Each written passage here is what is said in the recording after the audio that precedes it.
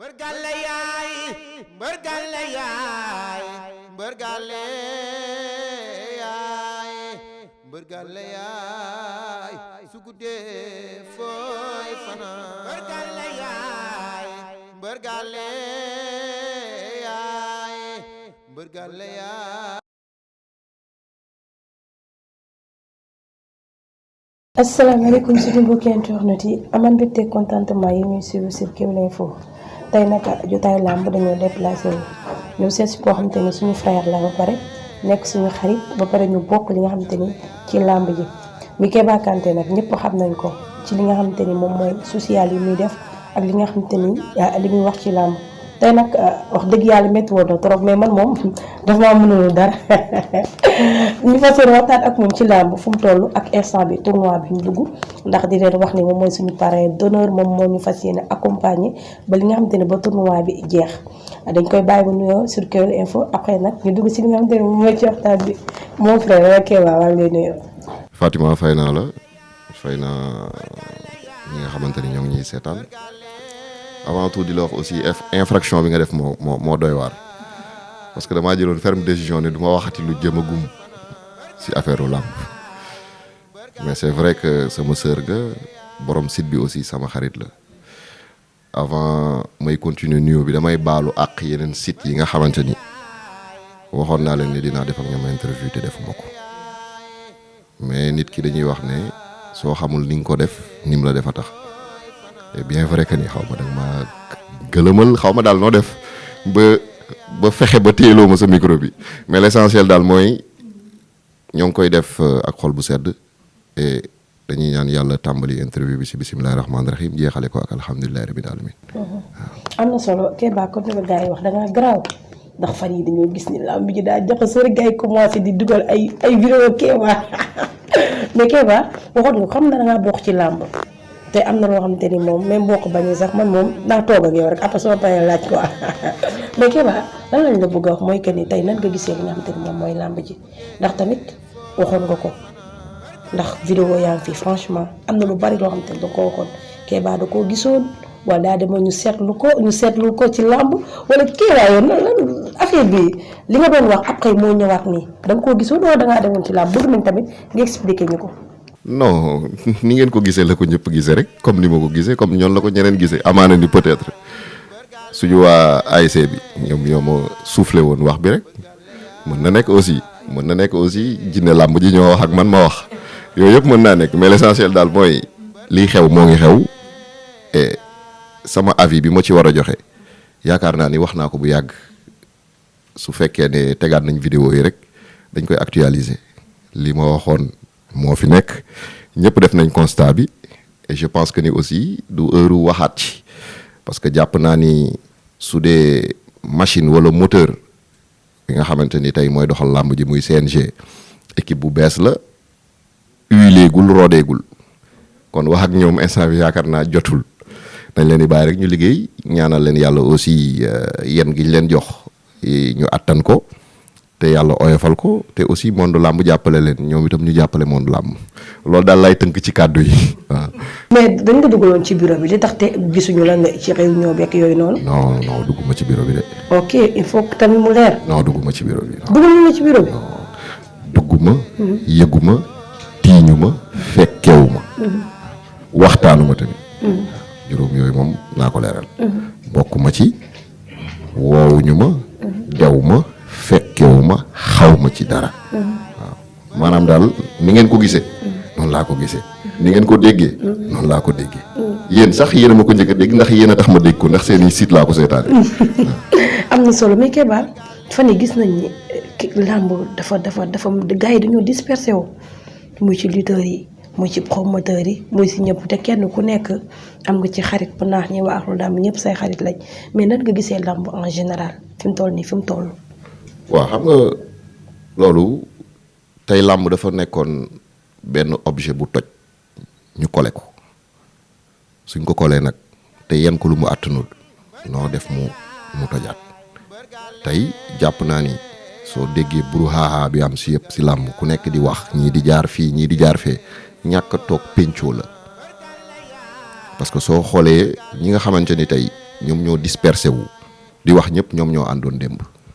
kon problème mu choix dafa am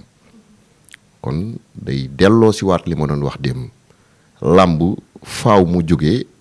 ci fal ci këyit dem ci fal ci bureau dem ci fal ci élection pas pour man parce que man moom yaakaar naa ni la ma ca doon def naa ko maa ngi continuer di nekk amateur maa ngi continuer di nekk ci biir làmb mais fa laa yam mais pour à l'avenir lii ñëw na nit ñi sóoraale que muy nekk association des lutteurs en activité association yu mën a am ci làmb yëpp nañuy am assemblée di voter di fal seen njiit loolu suñ ko defee yaakaar naa ni problème yu bëri dina éviter wu mais sinon suñ ko bàyyee nii man mën naa xëy fii suba teel créer sama association ku ci mën dara keneen mën na xëy def ko kenn mënuñ ci dara yow mi sax su la neexee nga xëy suba teel association bi buur géwal jiite nga génn créer beneen kan moo la ci mënal dara association la mais nag toog ñu fal nit yaa ngi dégg nga xam ne kii mooy yilif ñëpp nangoo topp ci ginnaawam ñi ko faralul aussi respecter choix wu urne yi topp ci ginnaawam wax dëgg neex yàlla yaakaar naa loolu dina mën a régler problème bi. est-ce que tey Kéba pare na pour dox ci ay jéego parce que booy yi ñoom ñëpp say xarit lañ ndax ku ci bëree ne maa ngi gërëm Kéba ki ko jiite tamit muy Gris Bordeaux sa partenaire la est-ce que tey pare nga pour dox jéego boobu noonu ñoom ñëpp ñu nekk benn. waaw xam nga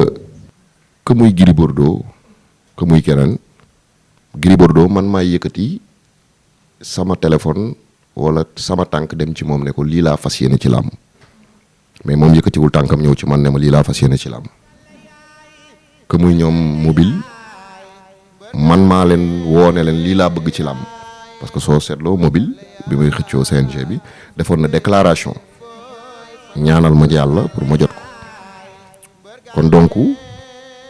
moom à la rigueur war naa mën a yëkkati sama téléphone su dee moo ngi Sénégal waxtaan ak moom mu xool nu muy def ak grand frère am Gris Bordeaux mais Gris Bordeaux moom wax dëgg neex yàlla aw ma lu may wax ak moom waaw parce que bi may xëccoo CNG bi dama taal su moto dem ba këram kon su làmb tollee si yenn yi moom war naa mën a ñëw ba ci man ne ma kat lii moo xew ci làmb ji parce que maag moom dañoo bokk lu ñu mënta séddoo que mu neex ko dañ ko bokk que mu naqari ko dañ ko bokk muy faal muy ànd ak moom moo ngi nii toog jàkkaarloo ak man waaw donc mu neex ko maag moom dañ ko bokk même si moom moo ma si ëpp cër parce que tey su xewlee ma xewle faal ci moom lay ñëw loolu leer na ñëpp te dañ ko nangul parce que aussi ànd bu yàgg dëgg la te faal aussi wax dëgg neex yàlla da di nitam ku ko bëgg nit ka nga xamante ni day sonn ci moom nit ka nga xamante ni waxtaanam yëpp Gris Bordeaux la kon donc loolu rek war na mën a tax su amee problème si làmb même su fekkee ne sax sama avis mënta changer ñoom seen avis mais mu consulter ma laaj ma xalaatam parce que tey su ma laajee sama xalaat ma wax ko yaakaar naa ni dina am lu ma ko mën a yokkal même su dee 0,0 dina am lu ma ko mën a yokkal mais su toogee may gis ci média bi coow am fii ñii dal ci kawam fii ñii def lii loolu yëpp ñàkk pencoo moo koy indi parce que Gris Bordeaux aussi mu neex ko mu naqari ko dafa war a xam ni moom moo ngi jëm retraite te xale yi nekk ci ginnaaw ñoom ñooy ñëw kon bu mu négliger loolu ndax du yàggatul ñu wooye ko ancien gloire yàggatul de ndax li mu def ci carrière man mii Gris Bordeaux bi ma koy seetaan mu nekk kàdd muy bëre kàdd gi boobu amaguma doom te tey jii sama doom a ngi dem di jàngi xam nga nekk magum jëmm te yaakaar naa ni fii ak ay juróom-benn at ñu mayee ko soobee yàlla ak yarante bi kon donc Gris Bordeaux carrière am moo ngi ci bëgg a yàgg bi muy bëre ak Antoine Bakhoum du tey kon ancien gloire nañ koy wooyee du yàgg léegi incha allah yàlla na ko fi yàlla bàyyi ñu fi kon na gestu rakkam yi na def preuve de maturité wëlbatiku woo leen waxtaan ak ñoom déglu leen xool li leen naqari fexe ba association bi doon benn mais kii su génnee wax ci presse bi fii kii su génnee wax ci presse bi fii après loolu day indi jiixi jaaxa di profiter aussi ci occasion bi di wax Kona man bon ça fait presque ay 7 ans 8 ans dégguma ko déggante wuñu jàmm nañ seq mais conseil laa koy jox en tant que grand frère li muy wax même su dee dëgg na modérer tempérament am parce que sooy wax bëgg nit ñi dégg la da ngay wax nànk wax ak ñoom ci dal wax ak ñoom ci xel bien vrai que ni xadar peut-être xadaru làmb ji moo ngi fi parce que il communique bien ñëpp ko nangul muy moom muy mobile mais nag nañ xaw a wàññi tuuti seen tempérament xam ne affaire bi nekkul guerre affaire bi nekkul politique affaire bi nekkul rayante affaire bi ñaari camp la ñi dem ba àgg ak ñi àggawul te ku la jiitu ci néeg bu lëndëm mën laa won fi ngay toog nañ fexe gisante ak mag ñi aussi nangu gisante ak xale yi ñoom ñu ànd doon benn mën a régler problème mu làmb mais guerre fii guerre fee ala kuli ali làmb waxagul fi mu toll nii Kona war naa mën a bëre Gris Bordeaux kon du adversaire am làmb waxagul ne fi mu toll mobile war naa mën a bëre Gris Bordeaux kon du adversaire am tollooguñu ñoom fu ñuy jaxasoowee di bëri seen biir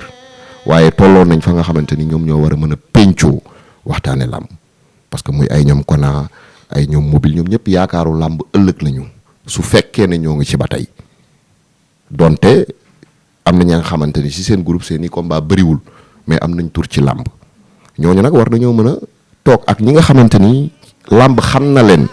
ñuy waxtaan jéem a trouver consensus mag ñi aussi que muy Gris Bordeaux Balla Gaye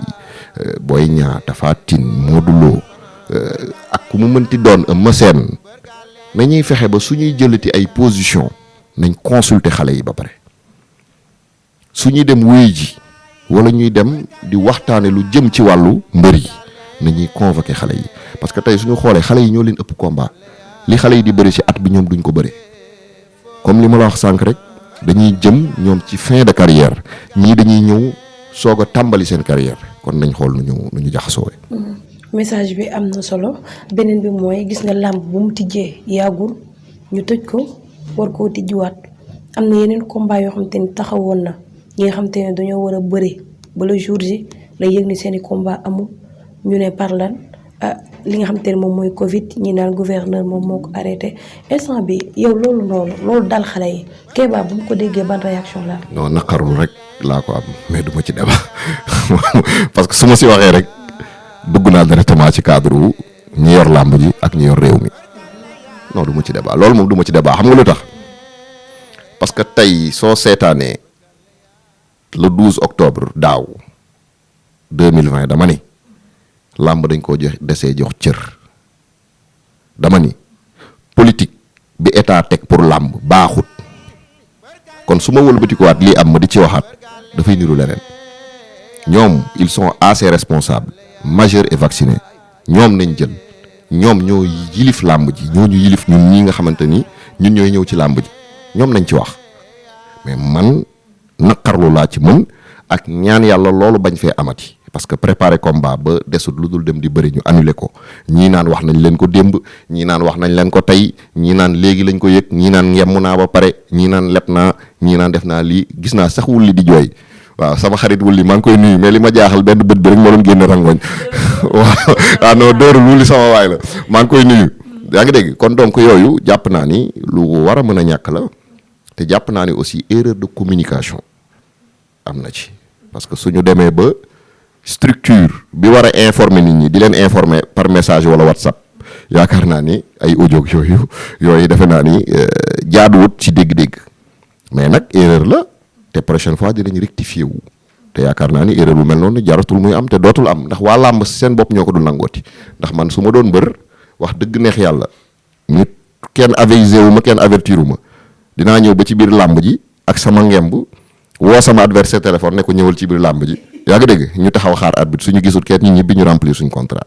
waaw mais nag ginnaaw yooyu yëpp amu ci et CNG génn nañ wax ci mbër yi aussi génn nañ wax ci trouvé nañ consensus nee nañ le 10 octobre la ñuy bëri nañ ñaan yàlla ñu fekke ko ak jàmm yàlla yóbbu ñu seeg jàmm ñu seetaani ko ak jàmm te yooyu bañ a amati. te loolu bañ a amati mais le 10 octobre boobu am na yenn mbër yoo xamante ni sax dañoo bañ ne duñu bëri parce que ak yeneen ku li nga doon expliquer rek que ni dañ leen a jox beneen ndàmpaay ba nar a yàq tamit li nga xamante ne moom mooy journée jàmbur est-ce que loolu tamit jaadu na.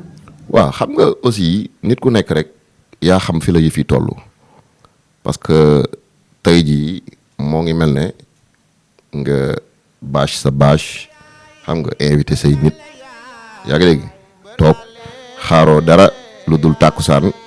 pour ñu may la jabar nga def li nga war a def ba pare après gars yi woo la ne la sa maamu jabar daa gaañoo wala yooyu mariage bi dañ koy annuler xam nga yooyu aussi nga nar a dépensé waat ñu nar la laajaat wargal dina metti kon donc yaakaar naa ni nañ waxtaan seen biir rek solution du si ñàkk. CNG aussi na jéem a dox médiation parce que problème bi ci moom la jógee lu ñu mënti wax ci moom la jógee parce que même su fekkee ne autorité am mi nga xamante ni moom moo teg loxo ci kawam ne ko sécurité du am ñoom ñu jël ay mesures annulées loolu tamit war na tax moom mu convoqué waat encore mbër yooyu convoqué waat promoteur boobu xool ku ci nekk tey ñoom si seen fonds bi ñu war a mën a denc parce que du ñàkk ñu jéem a subventionné wala ñu adressé lettre ministre bi wax ko mu jéem a subventionné ñooñu ba làmb ji mën a am. am na solo beneen bi mooy ku ne Kéba ni social ñu gis ni fan yi axlu làmb dañuy commencé ñàkk ay mag ñoo xamante ni dañ fee bokk ñi naan wàllu mystique bi ba tey moo leen topp ndax gis nañ suñu papa Boy Bambara moom tamit ak li nga ci def Jules Balde Junior pareillement suñu papa Double Less Mbaye Guèye ñoom ñëpp dem nañ ba benn instant boo xamante ni sax pour lu ñu fajoo day xaw a metti si ñoom Père Mouhamed Ali barki Dembo Ndiaye lañ ko jëlee mu am benn ordonnance boo xamante ni 215 000 ba Kéba Kanté tey mu ci dugal loxoom Kéba loolu noonu lan lay def ci làmb ndax làmb tey dañu facteur de développement la te làmb am na fu mu toll ñu dem ba lii yëpp am ci làmb lii day yóbbu da koy delloo ginnaaw wala da koy avancé lu. waaw xam nga tey feebar gi dal Mbaye Guèye dal na béykat dal na sàmmkat dal na woykat dal na keneen feebar bi dal Mouhamed Ali dal na comédien dal na mbër dal na xale dal na mag rek feebar la te ku sa heure dem jot ala kuliyal muy man muy yow muy ku mu mënti doon la war a yóbbu su ñëwee kenn mënu ci dara waaw si laay ñëw xam nga tey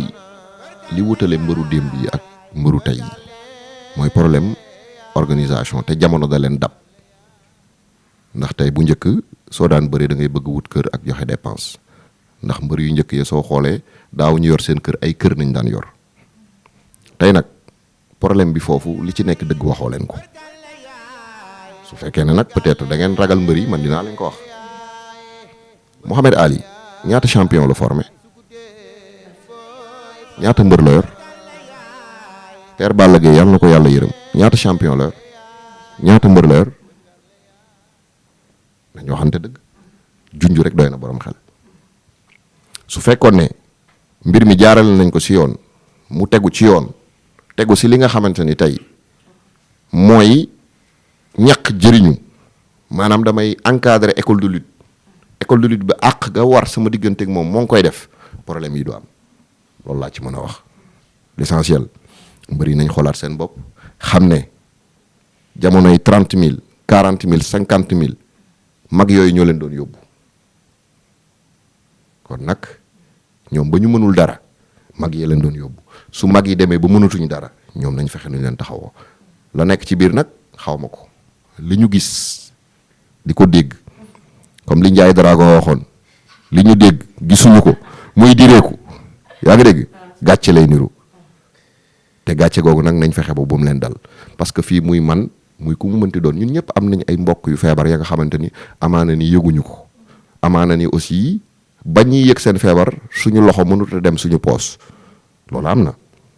mais tey terewul aussi solution war naa mën a am ci école de lutte yi ba nga xamante ni mag yooyu di yore école de lutte yi di bàyyi seen yitte di encadrer booy yi tey làmb am lu mu leen jëriñ parce que da ngay yore mbër 50 000 ba mu fayee ko 130 millions wax dëgg neex yàlla nga taxaw di am yenn problème yi man rafetluwu ma ko amaana ni nag peut-être wàccaayu làmb dafa metti amaana ni peut-être ba muy feebar fekkul mbër du ma ne benn mbër de mbër yi nekk ci écurie seen loxo mënta àgg seen ginnaaw ci période boobu parce que ñàkk ñëpp lay dal man mii di wax ak yow damay kale yow da ngay kale keneen ak keneen day kale man leer na ma leer yàlla fii ma toll nii am na sama mbokk bu feebar yaa ngi dégg yëguma ko wala jotuma ci ba mën koo fayal ordonnance am yàlla rek a tax may wax parce que loolu ñëpp lay dal ba ci Macky Sall président tey soo demoon fa mu dëkk di nga gis bàjjenam wala nijaayam bu feebar te yëgu ko wala jotul yónnee dara foofu nit ñi sikk ko ne diwkat nijaayam a ngi feebar moom moo ngi defal ñii nii te moom defarul nijaayam bi mu bokkal loolu day am ci àddina parce que wërsëg moom ala kulli haal foo ko war a jote di nga ko jot mais nag dañ fexe ba mag yooyu làmb protéger leen ba ñoom suñuy sonn ci xale yi ñu am la nga xamante ni ëllëg ci biir suñu retraité wala suñu demee ba mënatuñu seen loxo mën a dem seen faj seen soxla. am na solo beneen bi mooy gis nga fan yi 5 avance 4 avance ñu koy nuyu au passage sa xarit Père Gaston mais ñu bari ne loolu noonu dafay yàq làmb ndax gis nañ ni am na booy yu ñëw ku ci mel ni ñoom Reug Reug ñoom Sa Thiès Guy gi ay ñoom Siteu ay ñoom Diène Kaïré léegi ñoom mag ñi nga xam te ne ñu ne leen dese ci làmb bareetul Gaston jox leen ay 4 avance ñii ay 3 ñii ay 2 loolu ñii ne day yàq làmb est-ce que loolu yow nan nga ko gisee yow sa avis. mais loolu yàgg naa am ñi miinut làmb rek ñooy wax naan day soog am loolu yàgg naa am seulement système yee bokkul bu njëkk dañ ko daan def di ko nëbb léegi dañ ko def di ko fësal Moustapha Gueye jël na fi ñaari avance balaa muy dem retraite xoolal mbër yi nga dégg ñuy jël ñaari avance yëpp ñoom ñëpp ñoo ngi ci buntu retraite limal ma ci ñoom kudul Boy Niang ak Balla Gaye yaa ngi dégg li si des yëpp ñoo ngi ci buntu bi amaana ni peut-être Gaston da leen a defal loolu pour dimbali leen pour seen génn mën a neex mais loolu teewut aussi xam naa ni seen xel moo ngi ci ay ñoom Reug Reug parce que ñoom muy ñaari avance muy ñetti avance ñoom ñëpp benn yoon nañuy bëri ci at bi qu'on se dise la vérité ñaari avance ak ñetti avance ñoom ñëpp benn yoon nañuy bëri ci at bi Reug Reug raar na bi muy soog a départ parce que tey combat su demee ba àgg weesu 20 millions 25 millions yombatul pour ngay bëri benn yoon si ñaari yoon ci at bi kon donc moo tax ñaari avance ak ñetti avance loolu yàqul làmb l'essentiel mooy ñi muy pénaliser mooy comme par exemple tey ku jël 4 avance benn Balla Gaye jël 4 avance yooyu su dee Gris Bordeaux moo war a mujjee peut-être kooku moom mooy xaw a sax pénaliser boppam tuuti mooy mujjee bëri maanaam il faut mu xaar Balla bëri kii moom mu yore benn avance am rek toog di préparer Balla di bëri kii di compétir moom muy préparer rek donc xaalisam di wàññeeku Balla xaalisam day yokk la rek. gis nañ fi Sa Thiès mu taxaw ne moom ak Eumeu Sène mu ne na ko may chance ñu dégg Tyson 2 ne bis bu jëlee Eumeu Sène bis bu jëlee Sa Thiès mu bàyyi ko est-ce que Sa Thiès ak Eumeu Sène combat boobu war na. waaw xam nga tey logique na mu bëreeg moom parce que Sa Thiès luñ ko mënti waxal muy mag ñi muy ndaw ñi wax dëgg neex yàlla war na see mën a bëreeg ñëpp fu Boy Niang 2 bëreeg Balla Gaye bëreeg kii nu mu tudd Tapha Tine moom war na fa mën a bëreeg Eumeu Sène waaw non palmarès am may na ko fugga may na ko supporter am may na ko dayoom ci làmb aussi may na ko. beneen bi tamit dégg nañ ci camp Balla Gaye ñu ne Boy Niang bi su ñàkkee combat ak Tapha Tine combat boobu noonu du ko mën a bëree yow loolu nan nga ko déggee. non seen avis nañu wax rek Gris Bordeaux bëri na ak Baboy daan ko mu dem bëri jeg roi des arènes Yékini loolu yàgg na ci lam jëloon naa la fi nga wax ba tudd Reug Reug ne nañ ko bàyyi xel dina doon champion te ci lu gaaw lay doon tey boo gisee Reug Reug di teg ay jéego tey ba ñëw défier ki nga xamante ne moom mooy Bombardier Keba Kanté waxoon loolu noonu lan moo taxoon nga wax ko. waaw parce que si pas-pas bi la ndax soo ko gisee muy wax nga xam ne kii dafa bëgg a doon champion soo ko seetaanee ci biir làmb xam ne xaarul avance pour wàcc combat te li muy def ko gëm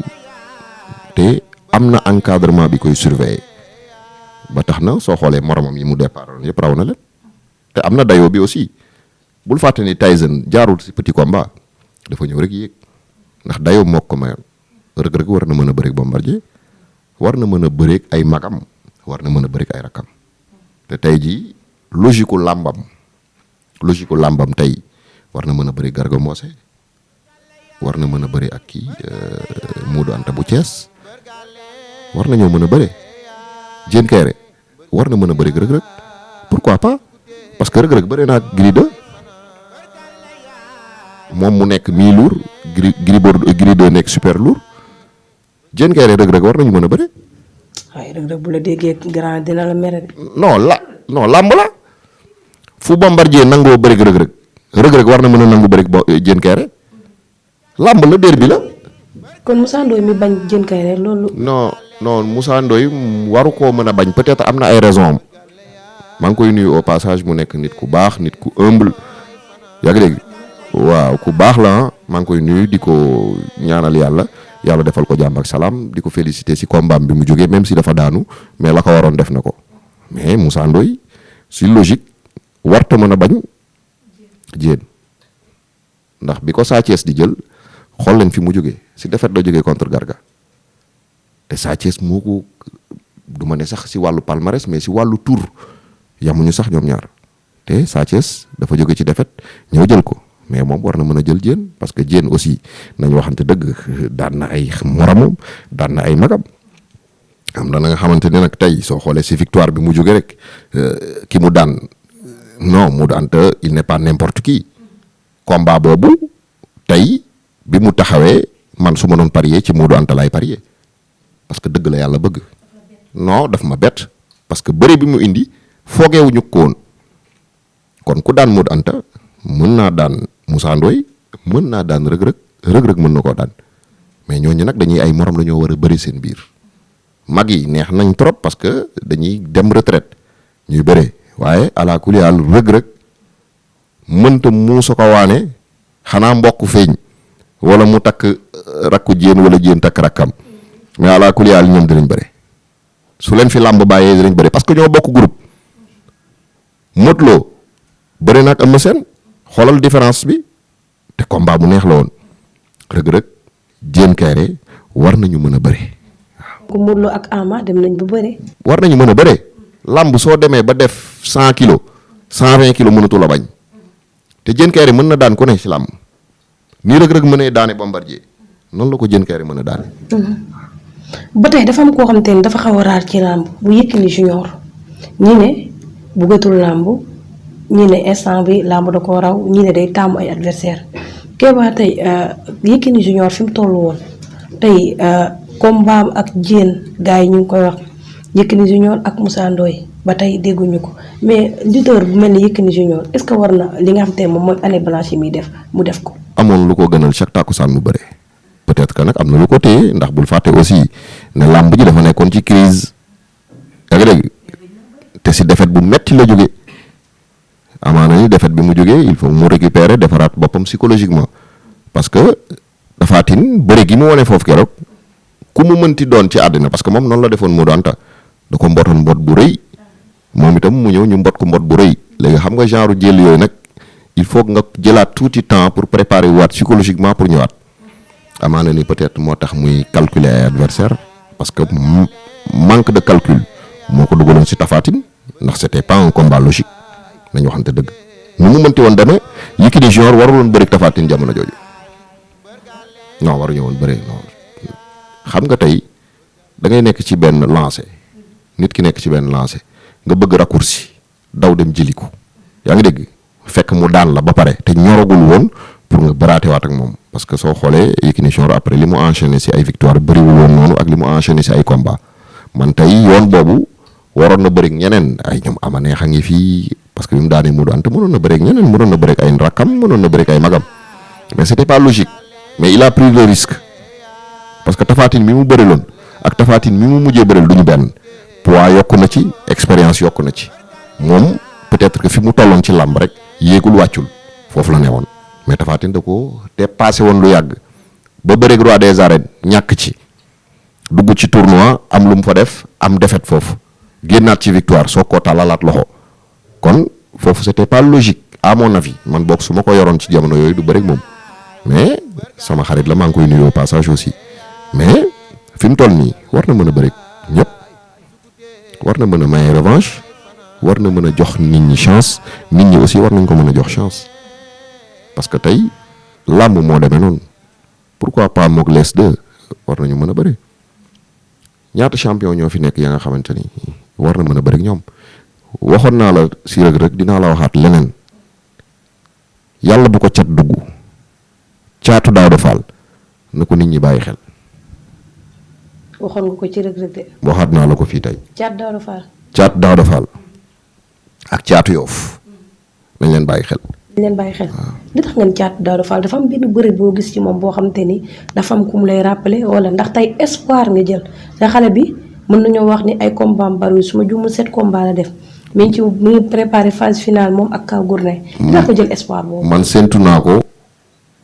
mu nekki roi des arènes wala mu bëri ji roi des arènes am na calme bi am na fit bi am na bëri bi am na xam-xam bi. ok dafa am looy gis ci moom gis ko ci beneen mbër boo xamante ni mi ngi dégg daale. Modou Lo peut-être. ok kon révélation yi ñëwaat na ndax moo nekk meilleure révélation. Caatu Yoff ak Caatu Yoff waaw Caatu Yoff moom macha allah mën na bëre. mais promoteur yi lu ñuy xaar si Caatu Yoff Youssou Ndour. waaw loolu combat la. nañ ko gaay tëgg. ñaar ñooñu ku ci daal. da ngay dem fekk ji ay ñoom Quench ay ñoom Double Moteur ñooñu. même ba ci Jackson mi ngi lay nuyu nee na moom ku ko neex la dama koo fàtte daf lay nuyu ay nuyoo rek. maa ngi koy fay macha allah Jackson Junior maa ngi koy fay. maa ngi koy fay bu baax Jackson moom itam révélation la waaw moom maanaam noppeem moo tax nit ñi duñ ko bàyyi xel lu bari mais boole ko ci loo boobu waaw Jackson Youssou Ndour Caatu Daouda Fall Caatu Yoff boole leen na dañu ub laam